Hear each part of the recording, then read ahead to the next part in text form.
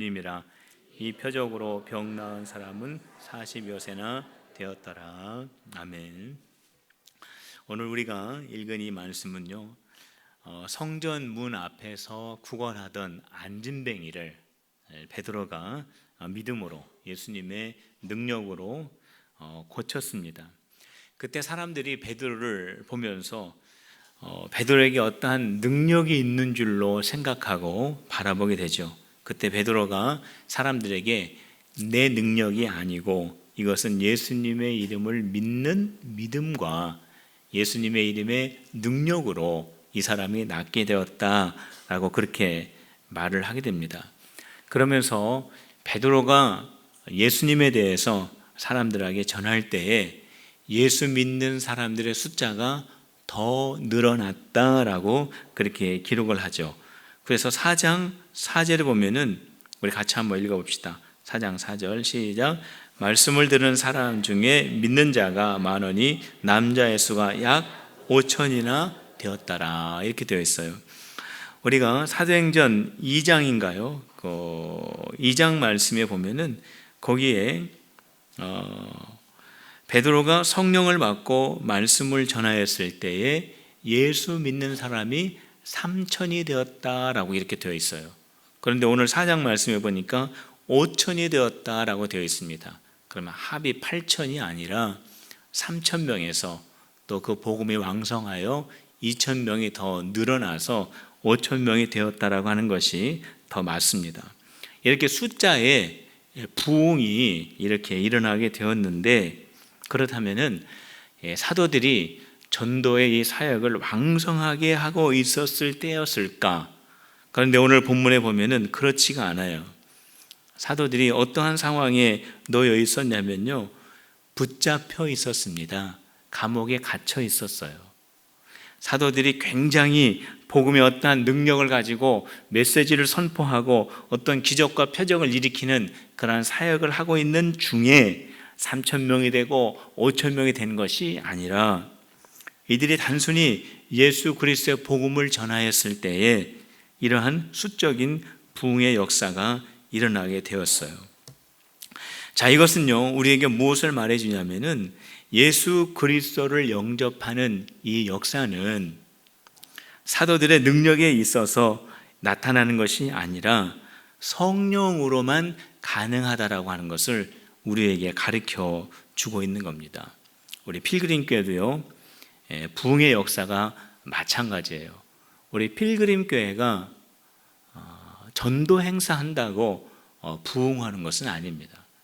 우리 필그림교회가 어떠한 행사한다고 부흥되는 것이 아니라 우리 필그림교회 부흥은요, 성령의 능력으로 되는 것을 믿으시기를 바랍니다. 성령의 역사로 되는 것을 깨닫게 되시길 바랍니다. 그러면은 우리가 전도 행사할 필요 없죠. 우리가 태신자 우리가 품을 필요 없지요. 근데 그건 아니에요. 왜 그러냐면은 우리 예수님께서 우리에게 명령을 하셨어요. 마태복음 28장 19절과 20절에 보면은 그러므로 너희는 가서 모든 민족을 제자로 삼아 아버지와 아들과 성령의 이름으로 세례를 베풀고 내가 너희에게 분부한 모든 것을 가르쳐 지키게 하라. 볼지어다 내가 세상 끝날까지 너희와 항상 함께 있으리라 하시니라. 이렇게 말씀하셨어요. 그렇기 때문에 복음 전도에 대한 이 일은 우리가 예수님의 명령이기 때문에 순종해야 하는 겁니다. 우리가 순종하면요, 우리의 순종을 통해서 성령께서 역사하시고 우리 필그림교회의 영적인 부흥의 역사를 이루어 주실 것을 믿으시기를 바랍니다. 오늘 우리가 태신자 작정을 했죠. 그래서 우리 교회학교, 중고등부, 우리 장년부가 태신자를 품었습니다. 몇 명의 태신자를 품었을까요? 궁금하죠? 우리 유초등부에서는 43명을 품었습니다. 우리 중고등부에서는 20명을 품었습니다. 우리 장년부에서는 137명을 품었습니다. 오늘 우리가 품은 태신자가 합치면은 200명입니다. 이게 하나도 안 놀래요. 나는 굉장히 놀랐는데, 새 가족을 우리가 마음에 품고 기도할 때 올 연말에 200명의 새로운 영혼이 주님께 돌아올 것을 믿으시기를 바랍니다. 여러분 믿습니까? 우리가 할 일은요, 뭐냐면 그들을 위해서 우리가 마음에 품고 기도하는 거예요. 그리고 그들에게 복음 전하는 일을 위해서 우리가 준비하는 겁니다. 이럴 때에 하나님의 복음의 역사가 일어나고 태신자들이 돌아오게 되는 겁니다. 사도들이 갇혔다고 그랬죠. 갇혔을 때 그들이 신문을 받게 됩니다. 대제사장들과 서기관들이 그들에게 묻습니다. 무슨 권세로, 무슨 권한으로, 누구의 이름으로 너희들이 지금 이러한 일을 하느냐? 라고 그렇게 신문을 하죠. 이때 베드로가 뭐라고 대답하냐면은 예수님의 이름으로 한다 그랬습니다. 대답은 아주 간단하죠. 예수의 이름으로 우리가 이 일을 한다라고 그렇게 대답을 합니다. 10절을 한번 같이 읽어봅시다. 10절 시작. 너희와 모든 이스라엘 백성들은 알라. 너희가 십자가에 못 박고 하나님이 죽은 자 가운데서 살리신 나사렛 예수 그리스도의 이름으로 이 사람이 건강하게 되어 너희 앞에 섰느니라. 예수 그리스도의 이름으로 이 사람이 낫게 되었고 예수 그리스도의 이름의 권세로 우리가 지금 이 일을 한다라고 그렇게 말하는 거죠. 대제사장들과 서기관들이 베드로의 말을 듣고 깜짝 놀라게 됩니다. 왜 놀랐냐면 베드로는 원래 배운 사람이 아닙니다. 베드로는 원래 그렇게 학식이 많이 있는 사람이 아니에요.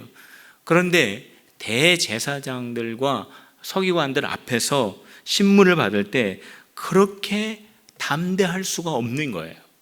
그 모습을 보고 그 사람들이 놀랐다라는 겁니다. 어떻게 이 베드로가 이렇게 신문을 받으면서 담대할 수 있었을까? 그 이유는 베드로 속에 성령님이 함께 하셨기 때문이에요. 8절 말씀 한번 읽어볼게요. 8절 말씀 시작.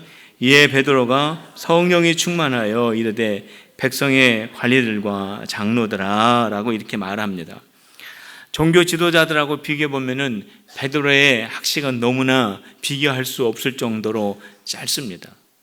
그러나 종교 지도자들이 놀랄 정도로 베드로가 대답을 합니다. 그 이유는 베드로의 마음속에 성령님이 계시기 때문에 그래요. 우리 예수님께서 분명히 말씀하셨습니다. 보혜사 곧 아버지께서 내 이름으로 보내실 성령 그가 너희 가운데 계시리니 모든 것을 가르치고 내가 너희에게 말한 모든 것을 생각나게 하리라. 베드로의 마음속에 그 성령님이 계심으로 말미암아서 베드로가 담대하게 말할 수 있었어요. 그래서 종교 지도자들이 놀랄 수밖에 없었던 거죠.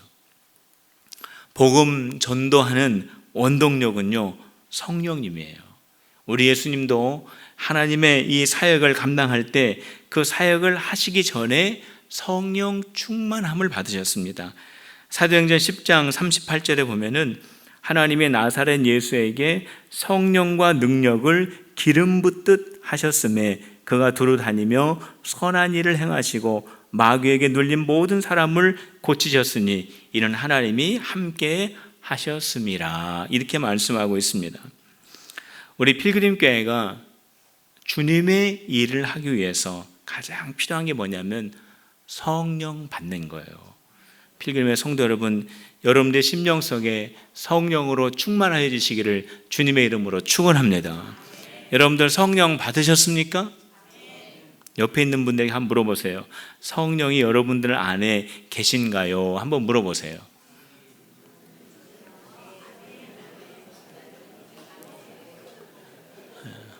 예, 웃기만 하십니까? 왜? 어떻게 하면 성령을 받을 수 있을까?